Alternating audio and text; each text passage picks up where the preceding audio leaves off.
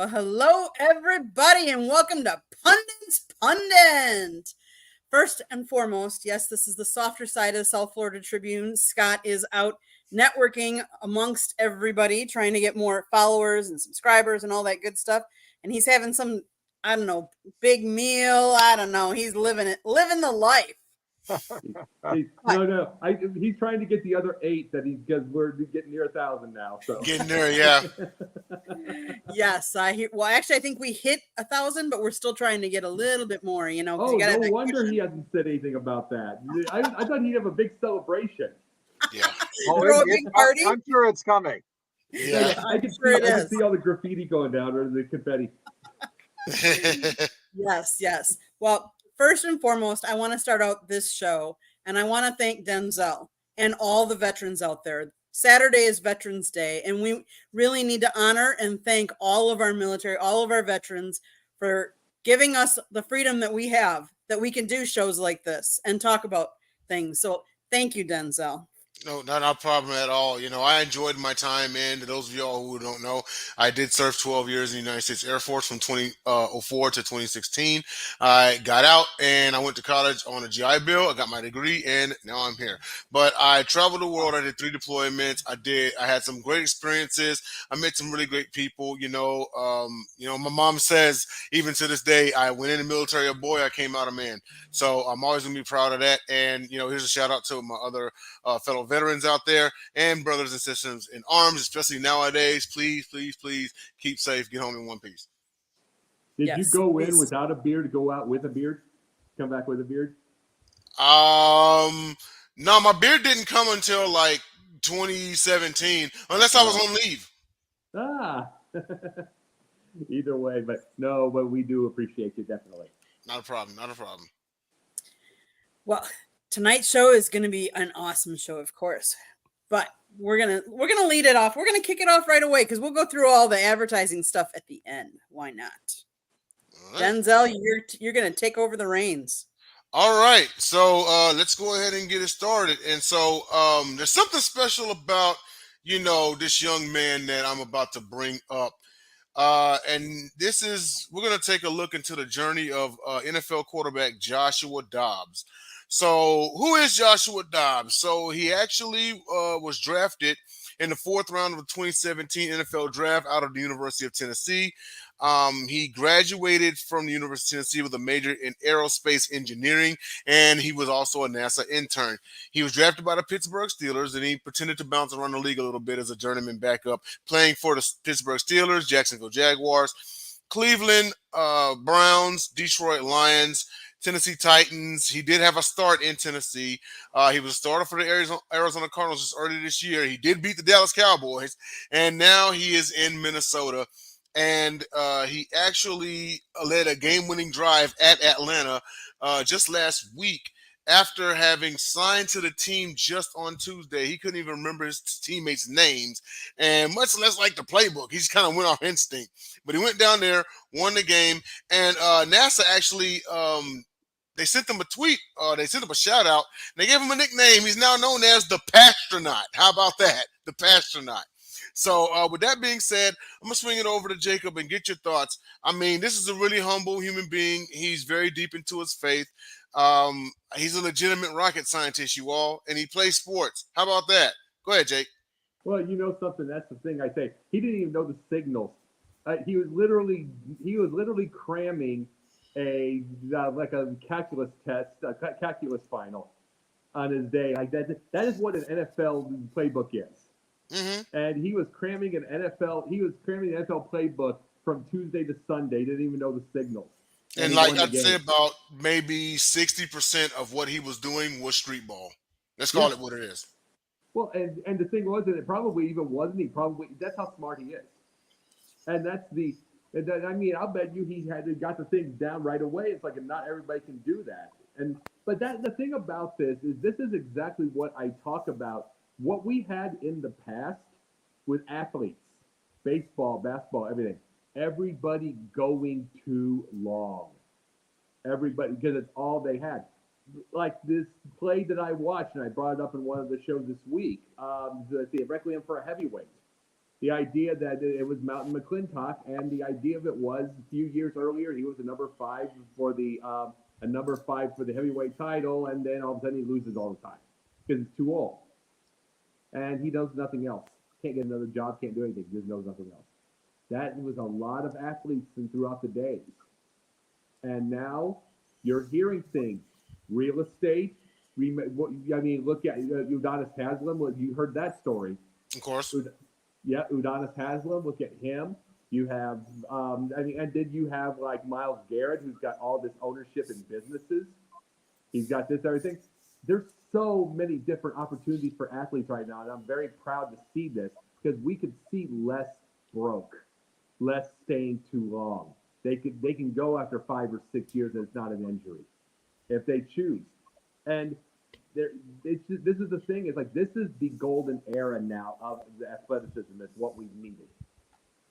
Yes, absolutely. And not to mention, once they spin the space program back up in full, he very well could be the first athlete in space in like 20 years, you know? It's something extraordinary. Because, you know, you get, and don't get me wrong, a business degree is always, always great, you know, or something with sports management or something like that. Typically, they kind of get degrees that are like they have to do with sports or making money, which is always great.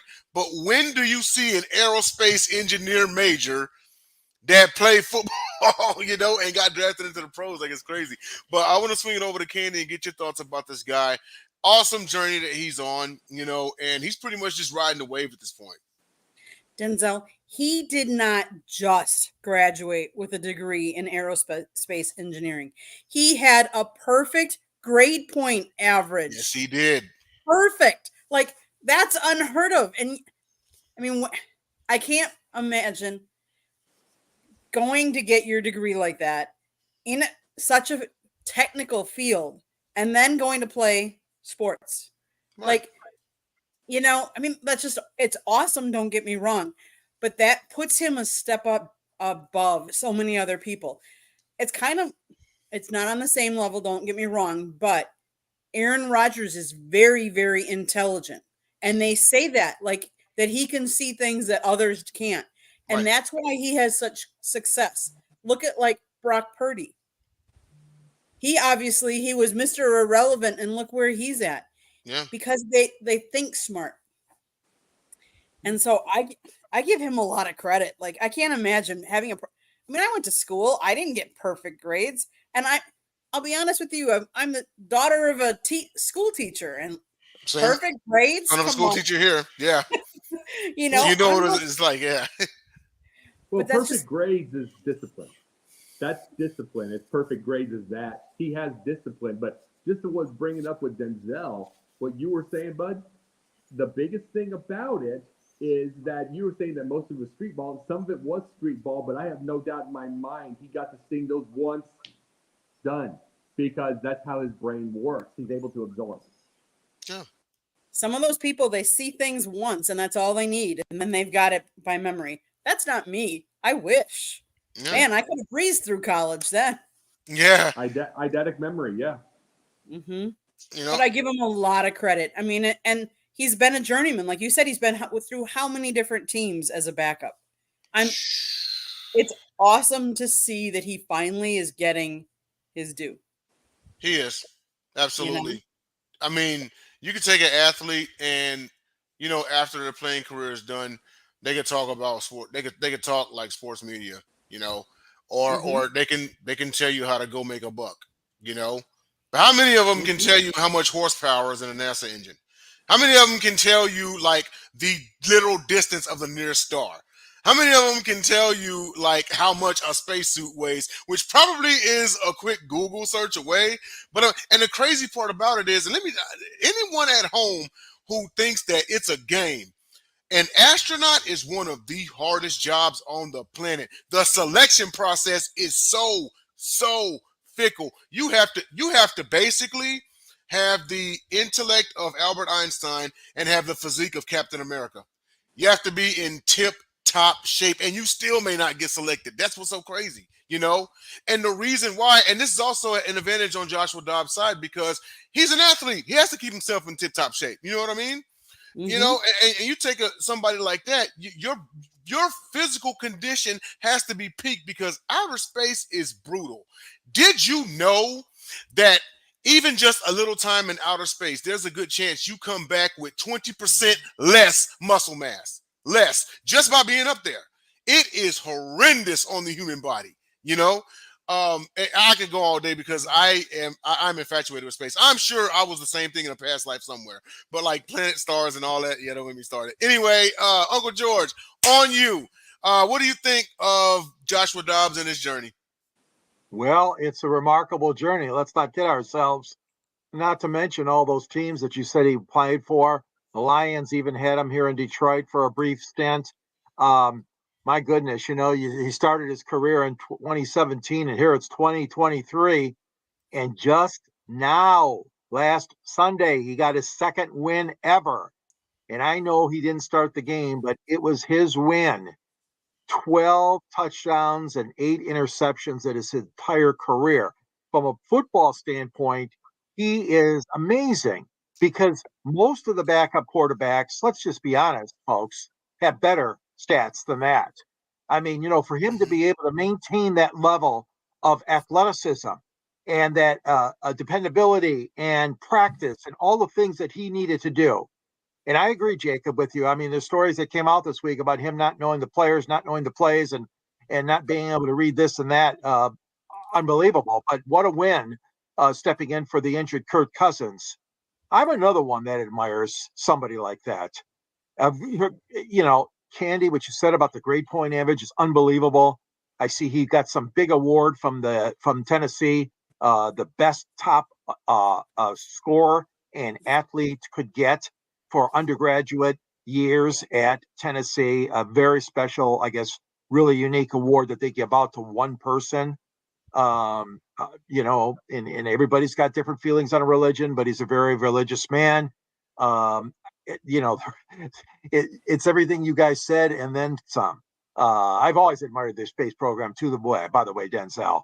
And I would be remiss to tell you that we've lost a giant today as Frank Borman died, one of the great astronauts in the Gemini and the Apollo program. So God rest in peace, Frank Borman. And not only that, but he was an outstanding analyst sitting next to people like Walter Cronkite to analyze what was going on with the space shuttle or what was going on with Apollo. But anyways, I had to be over 90. I admire you.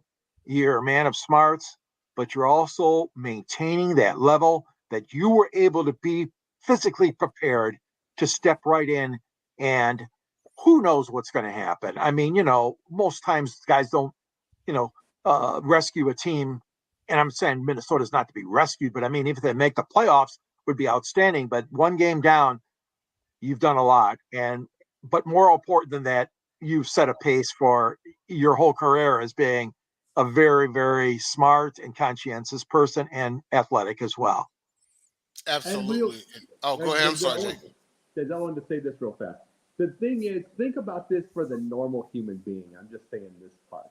Man, woman, everything. Think about this. Put yourself against the wall. You know the squat against the wall, right, Denzel?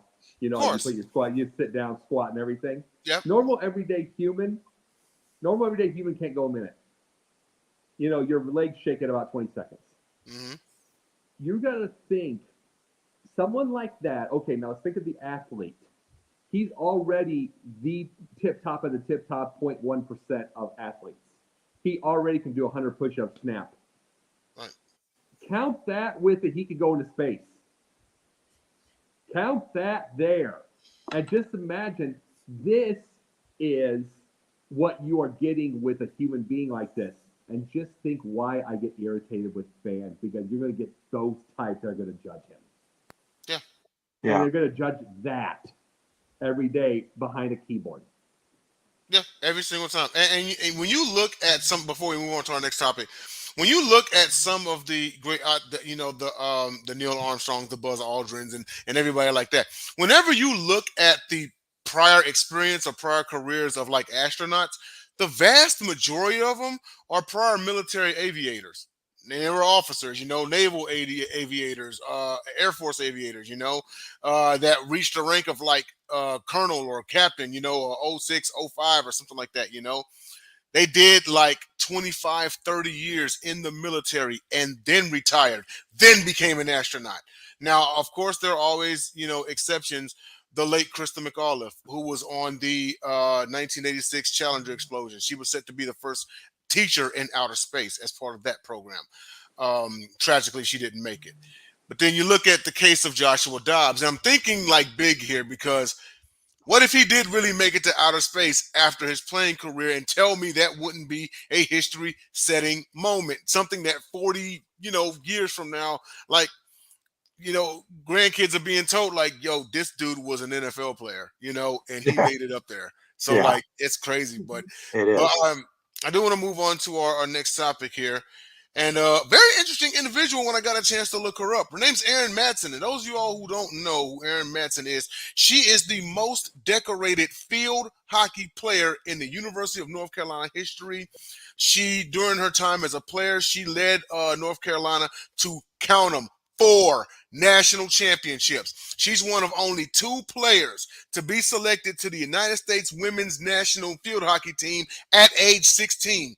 She was named the head coach just 1 month after graduation and won her conference in the first year. Simply amazing things, and that's crazy. She barely knows how to drive a car, and she's selected to the women's national team. That's crazy. But we're starting off with Jacob and getting your thoughts about this, and how you wish to, talk about this. Absolutely. And this is what I say here. You want to know what this reminds me of? Pat Summit, 22 years old. She had just graduated. They named her University of Tennessee coach. In a time, well, see, Mary Matson doesn't have this part because we already know the story of her, of Pat Summit. She had to do all the kids' laundry, had to drive the bus, fix the bus, do all that stuff. She had to go make sure to get gyms, all that stuff, different time. But this is telling me between men and women, however much that we can get, I got to ask this question. She was the leader on the field, okay?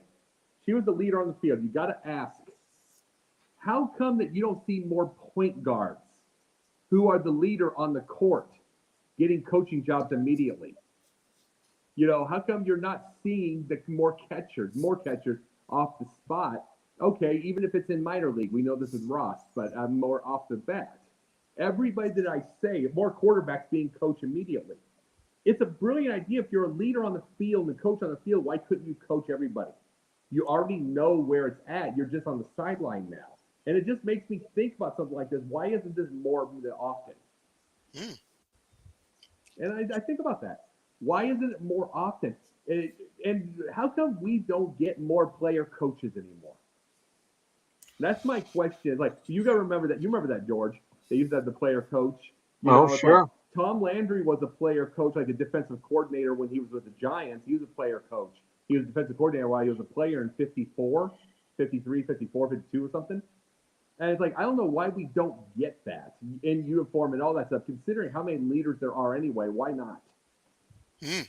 We had 2 at the Detroit Pistons. One, this name, Dave DeBuscher, was Right. a player coach for the Absolutely. Pistons back in the day. And Terry Dissinger, who just passed away, I believe, earlier this year, he coached a couple of games too, and also played in those 2. So he had a perfect record, 2-0. Believe it or not, two games. Terry Dissinger gets credited with 2 wins and no losses. But again, the Pistons did that twice, as far as I know. It may have happened more than that, but and of course Dave DeBuscher, oh my God, Hall of Famer. What a great career he had. But you're right, Jacob.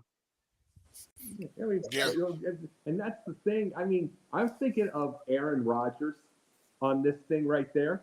This is all I can think of. You have this with Zach Wilson. Zach Wilson ain't a great quarterback by any stretch of the imagination, but he's making plays in fourth quarters in certain games that he wasn't making before Aaron Rodgers was there. It's obvious Aaron Rodgers has a point on him to not quit, that has something in his ear. It's like, if he's got that, why did you just have Aaron Rodgers calling plays during at least the preseason when he was hurt? Mm. Just didn't all that. Those little things, it's like, why do we have to have something set in coaching? Why not try something different? Yeah, interesting concept indeed. I don't. You know, the first thing that comes to mind, and this is just a wild shot here, is politics. Because at the end of the day, anything from coach above is a political position. Oh yeah. You know, No question. even to some degree, even to some degree. Once you hit general manager, oh, it's damn sure political. You know, you No, go yeah. higher than that. And well, let's face it, you have a lot of people who don't want to deal with politics. You Yeah. know, that just is what it is. But that's my wild shot at it. I could be wrong. Everyone's got their reasons. We'll swing it over to Candy and then get your thoughts about this amazing young lady in Erin Matson. So when I was doing some of my research on her, not only is she the most decorated in field hockey, she is the most decorated Tar Heel athlete in history. She even has more championships and honors and awards than Michael Jordan Yep. or Mia Hamm. Mm. Now, those are two names that you would think way would outdo her, but no, she outdid all of them. And one of the things that was her biggest challenge when she took over the coaching rank is she stepped from player to coach. So she had to get more players like her because here she was the best player on the team Hmm. and she had to be replaced. So she had to coach her Her replacements. replacement. So how that would be a unique, like, I mean, that's kind of like your Jacob, you're talking about Aaron Rodgers because that's what, Wilson is taken over for him. Yeah. When you talk about managers or coaching, player coaches, I do remember it was near the end of the season, and I want to say it was 2 years ago. Mickey Rojas actually managed for Don Mattingly and a Marlins game, real near like one of the last games of the season, and he did the starting lineup. He replaced players and stuff like that, and it was just interesting. They were kind of playing it fun, They were out of the playoffs at that point because that was before, obviously, this last season. So it's interesting to see when players do that and which players make better coaches slash managers than others. And are there Hmm. some that just, you know, you're like, no way, no way. And not only people also realize that especially for her, I give her a lot of credit because to go from someone that played with some of those other girls and now all of a sudden I've got to coach you and Yep. you've got to listen and respect me. That's a whole Hmm. different level. Yes, it That is. takes a whole different individual that can do that and switch what was probably a good friendship to now Hmm. everybody's told me, I'll be honest with you, I am my job is a manager, and as a manager, you can't be friends with people because True. it's really hard to manage them and discipline them and hold them accountable. Because how often do you hold your friends accountable? Yeah. Yeah. Well, the thing is too. No, I mean, you can be friends and still hold accountable. It's just hard. That's what I was. That's the big thing. It's like one of the biggest. The reason that's why they say the parents aren't supposed to be friends. They need to be the parent. It's like Mm-hmm. the reason is it's not to not be friends. It's because a lot of them don't have the same discipline to do that, to Right. do both, to make that. But the thing about her was the fact that she got into that gear because you got to remember, a Michael Jordan couldn't have been a coach, but a Larry Bird was able to coach because he did not think he could beat them. And you know how hard it'd be for her, for to do something along those lines? And the reason being is because it's like it's one thing if you're Bird, who was 44, I believe, Hmm. when he would coach and he was done, his back was gone, and he was able to do that. It's one thing when you're gone. It's another when she's 23 and still could be out there. So she had to switch a gear at that age when she's physically able still. So that just shows she's going to be something else in her future, whatever she does. Could be a CEO or anything. Yeah. Because she can switch gears. Now, even with the whole, because this presents because you got to think, typically a coach is at least 10 years older than like the athletes, right? Mm-hmm. Mm-hmm. So you already have, and Candy alluded to it, you got some teammates that saw her as a peer like just last year. You know what I'm saying? Mm-hmm. But I will say this much: the transition went without any speed bumps. They won the conference. Yeah. Yep. They won the conference. So I mean, in my eyes, it was easy to overcome it. But not only that, it also just goes to show you the level of respect because you talk about holding friends accountable, you know. And me, Yeah. I'm a big believer in is you try to hold your friends accountable. If they see you as an enemy for holding them accountable, they were never your friend, Right. Exactly. you know. But I want to swing it over to Georgia and get your thoughts on Erin Matson and everything she's done. Well, just a remarkable career, obviously. And it started with her parents. Both her mom and her dad were both into athletics, and they both excelled into athletics. I remember one time I interviewed Sam McCulloch, the All American gymnast from the University of Michigan. And, he was telling me about his career too. And he was, both his mom and his dad were in gymnastics way back in the day. And it motivated him to become such the great athlete that he was, still is, but he's not active anymore. And I sensed the same situation with her. And sure enough, Aaron's dad and mom were very athletic and very, but it goes above that. It goes above that because they taught her and they showed her the way. And they must have coached her well, but they also loved her. And Hmm. like we all love our own family. And she really excelled. And I'm glad you brought that up, Candy, about those outstanding statistics. I mean, the most decorated, like you said, athlete among so many great ones they've had at UNC. And it's just a remarkable career. But you guys nailed it when you said about going from one, taking that half a year off or whatever it was that you graduated and going right into coaching, whatever the time frame was. Yeah, Very a month, short, yeah. very short. And getting the respect of her former teammates and her friends, like you guys alluded to. It's not an easy thing. And unfortunately, I was too young to remember when Dave DeBusschere did it as a member of the Detroit Pistons, but it didn't last long. I mean, one season, maybe a season and a half. I'm not quite sure. I have to look that up. And then the Pistons made I thought, a very bad decision when they moved him in a trade with the New York Knicks, but that's water under the bridge now. But he went on to, of course, win the championship with the Knicks. And who knows, Dave DeBusschere might never have won anything with Detroit, but obviously he stands out in my mind as truly an example, just like this young lady, Erin. Remarkable, and I hope that her coaching career continues and excels. Or, like you guys said, what is she going to get into after that? And I'm sure she can be a leader in the business world or wherever she goes in what direction. But it's a great story. I'm glad we talked about it today, and that intestinal fortitude that she has, where she could separate those friendships, like you guys mentioned, into coaching and being able to lead in a different way and demand in a different way from her teammates who she was friends with, and now has to take and give some orders and some coaching, obviously tips and techniques. You And know, and one, it, go it ahead. it probably was a bit of a just real quick. It probably was a little bit of an easier transition in thought because you got to think she already was the team captain, right? Yeah. I wouldn't be shocked if the front office pulled in a few teammates and said, "Hey, what do you think about her as head coach?" And they co-signed for her. And here's the I thing: mean, the Good day. one.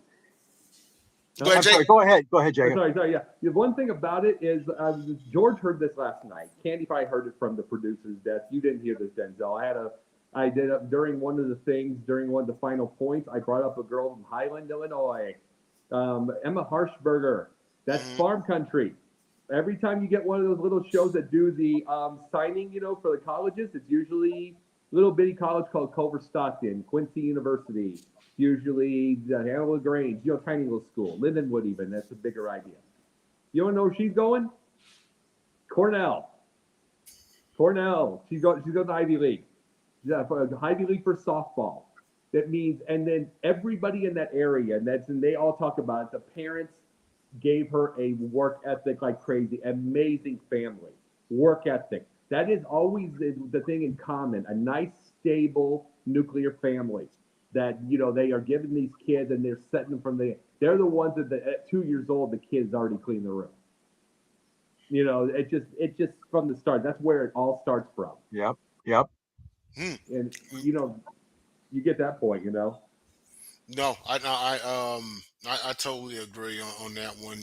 But what this woman is doing at such a young age of 23 is just simply amazing.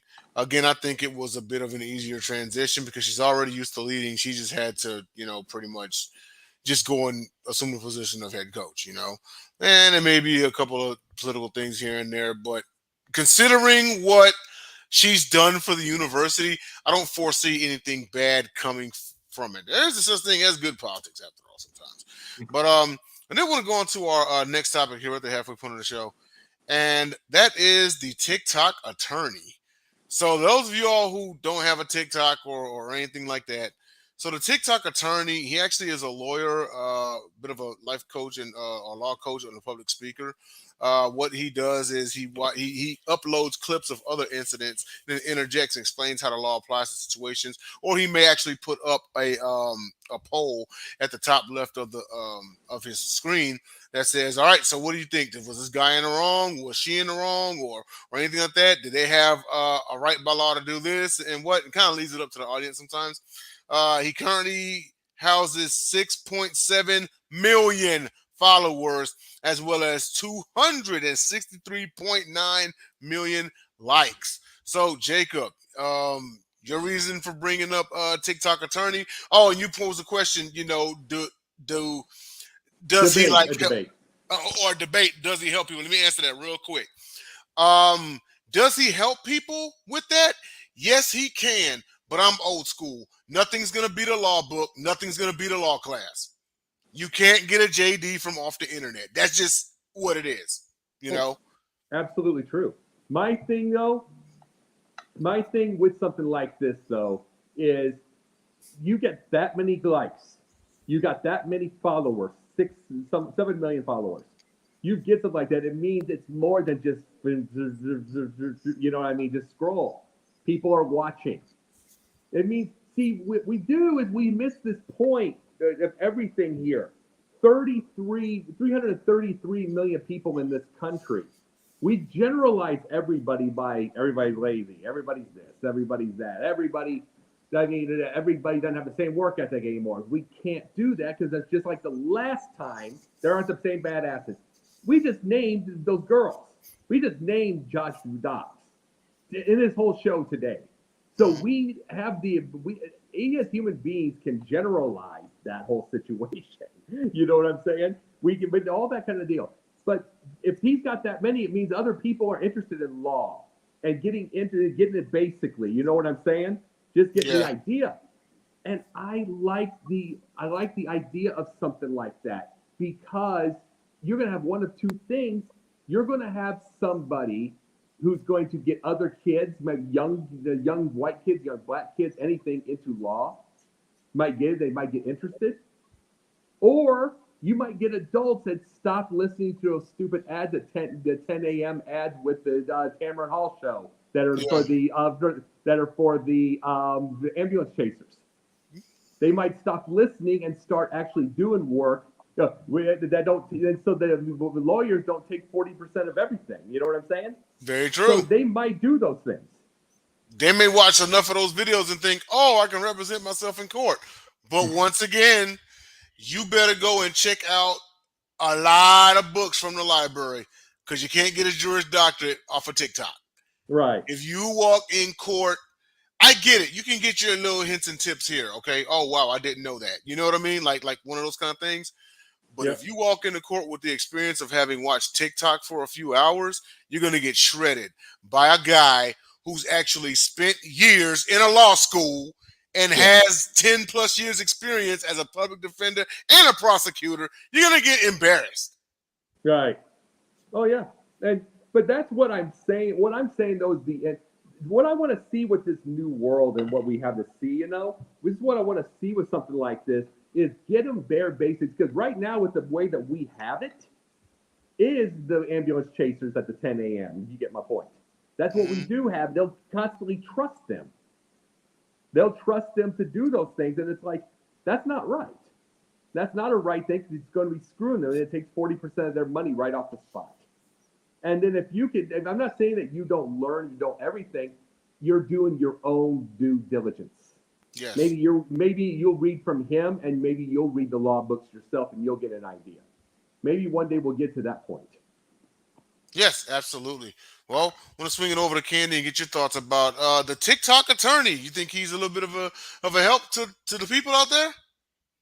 So, Denzel, I have to say, when you were talking, you reminded me of a movie, My Cousin Vinny, and Joe Pesci and his. Remember him? Do you remember that movie at all? Where he Yes. defended with the car, and there was that it was a robbery, or uh was it a killing? I don't remember. And they robbed a store, and they had a vehicle, and it was between him and what was her name that played Marissa Tomei, and how she had been in the car auto industry, and her uncle was a mechanic, and they said, well, the tire track couldn't have been made from this car because of this and this. But exactly like attorney, like he went to his books, and you would see him go home every night and look at his attorney books and try and read up. Oh, you gotta be quiet, Marissa. I need to study, and I need to get, because he was such a new attorney. So is TikTok the way to find your profession? What was before is not what is now. And Ding. yes, we are old school. I'm old school too. But times have changed so much. Let's face it. I never would have thought that the NFL would be streaming on this particular platform or this platform, and you couldn't watch it on a regular TV. I mean, I remember growing up with TV, you had four Mhm. stations, and then all of a sudden cable came along, and you had more, and you had this, and you had sports on this all day long, every day, ESPN, and then you had MTV, and so times have changed, and we have to evolve. Is this the way? I'm not sure, but does he bring things to light and to attention that maybe we should? Yes. Is it right? Do we have to? The one thing I have to tell everybody is, you do not have to agree with everybody and what you see. Right. Just because someone is saying it doesn't mean it's true. You have a right to a different opinion. But is it good that he brings some of these things to life? Yes. Like the video that we saw, he was talking about someone putting out Halloween candy, and they came across and they took the whole bowl. Well, is that something that's smart? Is that like illegal? Really? I I don't saw know. that one too. Yeah. But it does bring things to light and makes people think. And I think in today's day and age, when we have computers, we have phones in our hands, we're not thinking like we used to. We use calculators because we can't add or subtract. You go to drive through, and you want to pay cash, and you want to get so much change back or certain change back, and you got to calculate it because you don't use your head. I think anything that makes us use our minds to Hmm. think is a good thing. Yeah, yeah, absolutely. And with that said, yes, he does present these scenarios that make you think, but and you mentioned opinions. Pretty much in the way, and I understand there are, things that do evolve, but there are Mhm. just some things that don't. Law is one of them. The Mhm. Yeah. only one who's really allowed in a law field to write opinions are judges after a Mhm. case. Namely, Supreme Court justices, especially. Even if you think about this, even if you take someone, right, because there have been the rare case of someone who represented themselves in court and won. But Mhm. how did they do that? They read good old fashioned books. They didn't do this scrolling through TikTok or nothing. They spent hours inside Right. of a book because they were like, I'm not paying no lawyer, Mhm. rent money for an entire 12 months. And I don't want to lose this case and have to shell out even more money. So, like you said, when you alluded to the my cousin Benny, head was in the books studying. There, and this is just my take. There's just some things that will never change. And when it comes to law, they're not gonna dance around it. They're gonna, like when I was in college, right? I took communication law, a law class. It just tied in with media. And shout out to my professor, Dr. Kenneth Pybus at Abilene Christian University. You know, we would all ask these questions, boom, boom, boom, boom, boom, and he made you think. He challenged you. He made you think, much like the very guy we're talking about here. And he always circled all roads led to one question. But what does the law say? He would have us look up cases, and we would have to type them out, write them out. You know, the situation, what does the law state, what was the decision, and everything. And he always will tell you, what does the law state? Anyone coming with an opinion, anyone coming with feelings is gonna get burned. What does the law state? That's what they're gonna go by. And let me say this. I say this part big time, though, and I agree with you. Don't get that wrong. I don't want this to be the whole thing. I want people to still study. Where I'm at with it all is who really picks up books? I mean, I literally looked the other day at the New York Times, the New York Times and what their subscriber list was. They just got their 10 million subscriber. 9.28 million are digital. 800,000 left paper. Yeah. That's it. Who picks up anymore? So if they're going to look, and I hope maybe you get a kid out there that decides they want to be a lawyer. That's what I'm at with it. Maybe they get themselves interested. I don't want them scrolling that stupid. Maybe they're watching the guy the whole time and getting interested. Yeah, no, and I get what you're saying, you know, because just like Candy alluded to, things evolve. I mean, when I was in college, even now, some of my books were hard copy, you know, but some of them we downloaded. Some of them were digital, you know. Mm-hmm. But my point is, at least they were books. It wasn't social media. Yeah. You know what I mean? At least. I'm sorry. Ahead. Go ahead, Jake. Go ahead. Oh no, I was going to pass to George, and because I know he's been hearing everything, and get your. I just have to say, Denzel, you're not the only one that took a law class in college. I took business law. So yeah, back to the law. What is the law? Yes, exactly. And you took a business class, so like if you had went all the way with this, it would have been one of those things where, like, you know, those lawyers that make like $1 million a case by representing corporations who get sued. Like it's along that line, you know.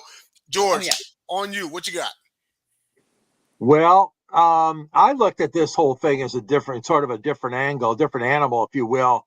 And you guys all had some valid points. But to me, I think that the important thing for me is that, hey, kids and young people out there, listen, before you follow TikTok and before you copycat this or that, you need to see the ramifications. You need to see, are you breaking a law? And I know it was kind of funny, like Candy said, the one that we talked about was the bowl of Halloween candy. Was that stealing? Was that a theft? I mean, you know, it's something to consider.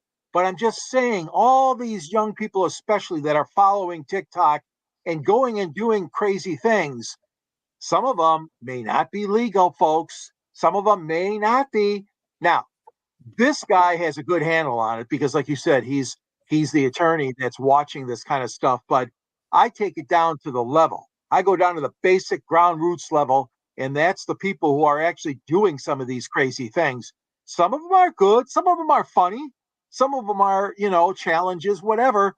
But to me, this was an eye opener for making sure if it's actually legal or illegal. You don't want to put yourself in a situation where you are using that or having fun with TikTok and doing something that could get you in trouble. And that being said, I agree. I mean, you know, the kids nowadays, you must learn as much as you can, and especially about legal ramifications, if there are any. And I think that's a great example that you guys gave. And I'm proud to say it. When I was in college, I was kind of on your path, Denzel. I had a class, the media and the law.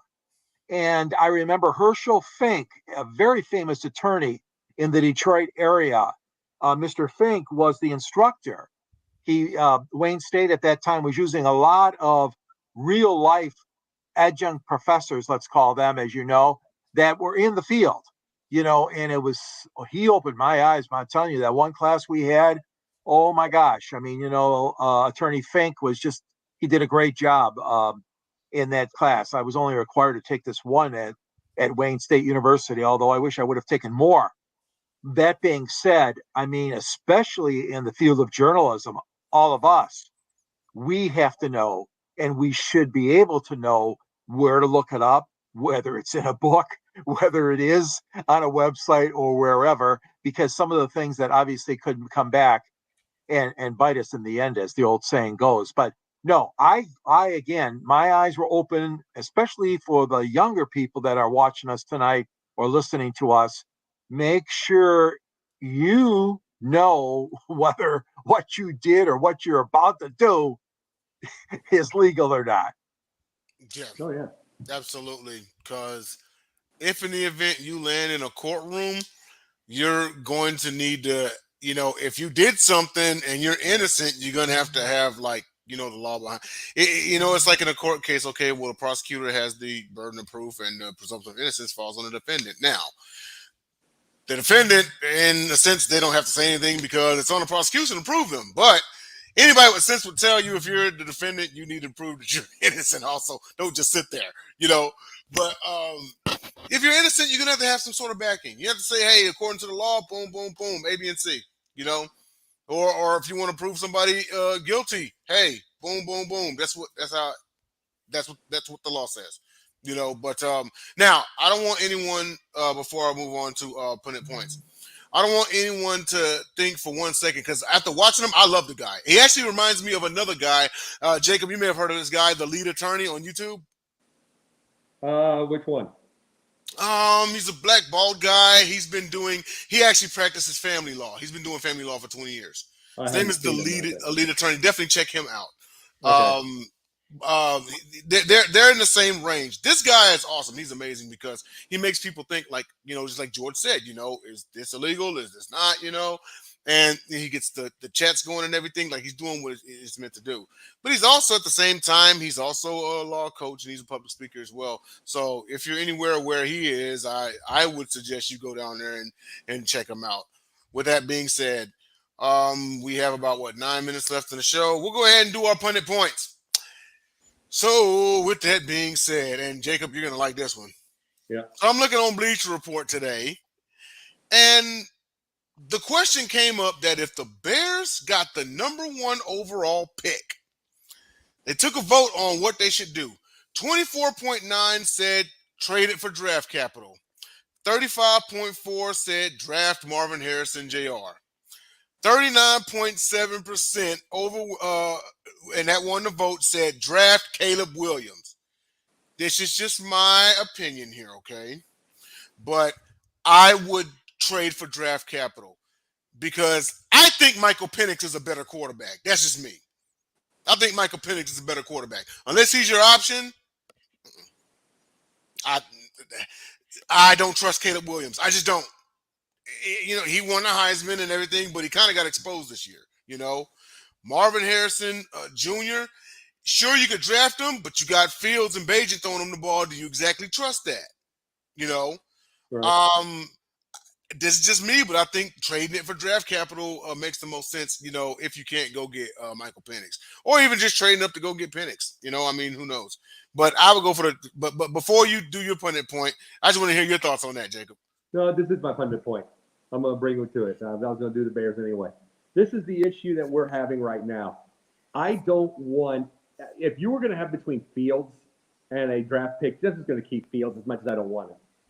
And I'm just going to do that. This is the truth to everything.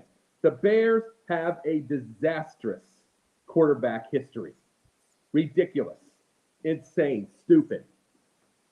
And it's like literally, I believe they went from 1964 to 1969 with 300-yard games between them. Then they went from 69 to 89 without one. 20 years. Then then after that, they had like 4 in 10 years. And then Cutler came. Yeah, later. You know what I mean? And then later on, Cutler came. You know what I'm saying? And then he added the elephant. And Cutler, Trubisky, and them, they got they gave them some respectability there as far as 300 yards. But they have had some insanely stupid things with this over the years, and it stays that way constantly with this team. Back in 1966, they had a little thing like one. You remember those clip shows, George? The NFL Game of the Week. The Bears, they know their identity. They're big, they're rough, they're tough, they're brutal, they're bloody. No matter if they win or lose. 2023 still that way. 2023 still that way. Because they have a 100-year-old owner and 80-year-old kids. Yeah, and it's like the 75-year-old kids. This is the point of everything. They're not. They don't. They think old. They think decrepit. They think dusty ashtray. They need to completely tear everything apart and start it over, almost to the uniform. They're already going to get a new stadium. This is the point of everything. Don't get another one. Don't get another one. Either go with Fields or leave Fields and go get Bajan or anything like that. Don't go get another quarterback. You're just going to ruin them too. Candy, on you. This week, I was reminded that sports are a business, and the way I see it is, the big markets, the big owners that have the big pockets can afford to have the big coaches. Kudos to Craig Counsell for pushing the salaries of Major League Baseball coaches, managers, because I may be upset with him jumping ship from Milwaukee to the Cubs, but kudos to him, because it is a business. It is his job to manage the team. So why wouldn't you go to a team that can get you the most that paid? Why not? $8 million. He is lights out. He's averaging $8 million a year. Bob Melvin, the next highest, is $4 million this year. Bochy, Buck, Showalter, Dave Martinez, Roberts, and Alex Cora are all still only between $3 and $4 million a year. So he doubled that. So I have to give kudos to him for it being a business and him treating it as a business. I do not have to wish him well. I do not have to hope that he does well because he's managing against my team. But he has reminded us that it is a business. That's crazy you say that, because you would think Dave Roberts would be the higher paid out of the bunch you mentioned, because number one, it's LA, and number two, well, as much as they choke, he's a consistent 100 game winner, so you would think that it would be him. That's actually crazy. Last but not least, George, what do you got? Pundit point. Well, the Hail Mary pass has been thrown. Today, the story broke about the Oakland mayor, Shang Thao, sending a letter to 15 owners. I guess maybe he knows that those are the 15 that are maybe on the fence. I don't know. Outlining why these owners should reject John Fisher's attempt to leave Oakland for Las Vegas after 55 years in Oakland. The owners' annual meeting, of course, you guys might know, is coming up in Arlington next week, and that is going to be front and center on the agenda, the relocation vote. And it does take approval from 3/4, 75% of the 30 owners is required. Now, the points that he is making, some of them are legit, but don't think for a second, Mr. Mayor, that they have not gone through this with a fine-tooth comb. You're talking about comparing apples to apples here, and where's the public funding coming from? Where's the infrastructure money coming from? And then he went into all these examples of Oakland does have that money. Now, wait a minute. How many years has Oakland had to get this thing moving? Really? Exactly. And they dragged their feet for so long, and now you're coming at the 11th hour and you're saying, owners, reject it. Don't let me lose my team. 55 years. And you know what? That stadium is still standing, and you're still playing in that crappy old stadium. I'm sorry, Mr. Mayor. I mean, I know you're throwing a Hail Mary pass here, and I certainly can understand how sad it will be when the Athletics leave, just like the Raiders left. And, it really is sad. I feel bad for the people of Oakland, the people in that city. and in the surrounding area that really want that team to stay. But don't come like this, in the 11th hour and think you're going to rescue it. And now all of a sudden you're talking about, oh, well, we got this public funding and we got this infrastructure funding all in place. Okay, well, a little bit late is what I say. And that is my pundit point of view today. Yeah, it's like, where was all that money like the last 5 decades? You know what I mean? Exactly. Well, we are at the end of the show. So for the closeout, I'm going to pass it to the one-woman Board of Education of South Florida Tribune University, Miss Candy Ebling. Thank you, guys. This has been an absolute pleasure being on tonight. But I want to remind everybody, there's a red subscribe button. I believe it's down by Denzel. Hit that red subscribe button. Share us, like us, tell everybody about it. We want to keep growing and growing and growing, bigger and bigger and bigger. You want to get 10,000 subscribers. Exactly. You got to always, you got to have a goal, right? Got to have a goal. Yeah, goal. So if you like this show, please go to our YouTube channel, South Florida Tribune. Like us, share us. Go to our website, southfloridatribune.com.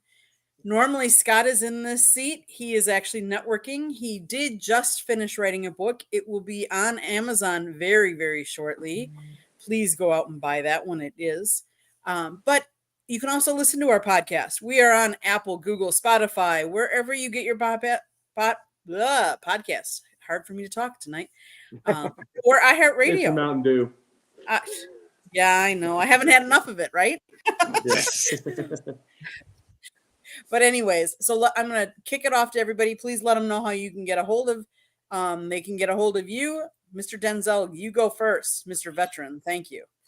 No problem at all. Just real quick. Gauntlet tomorrow night. Mr. Jacob Christner is going to come in and play backup running back. How about that? So that'll be tomorrow just don't night. put me for fantasy. Yeah. So tomorrow night, 8 p.m. Eastern, and then also Top Rope Talk with the same guy on Mondays at 7 p.m. Eastern.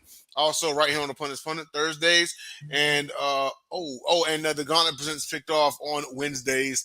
That is at 6 p.m. Eastern Standard Time. We're currently in the off season for Confidential, but that season finale episode just happened last night. So go to YouTube and check it out. Also, check us out on Stream TV as well. You'll be seeing replays. Jacob.